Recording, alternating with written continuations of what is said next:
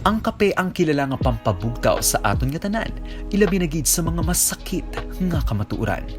Pero sa Banwas ang Dumangas, kilala ang isa ka pop-up coffee shop kung sa diin ang kape kag storya sa likod sini ang makapabugtaw sa kakatulog mo nga tagipusoon. Ang outdoor coffee ang makita sa Ilaya First Dumangas Lunes hasta Miyerkules halin alauna sang hapon tubtub alas 8 sang gabi. Matilawan man ang ila kape sa R5 Coastal Road halin Huwebes hasta Domingo naman nga adlaw. Kag sa mga gapangita naman sang non-coffee based nga ilimnon, sila mayara man nga baligya. Agud mangin updated ka sa ilang time schedule, i-follow lang ilang official Facebook page nga The Outdoor Coffee. Kag amo ini ang aton ginlagawan.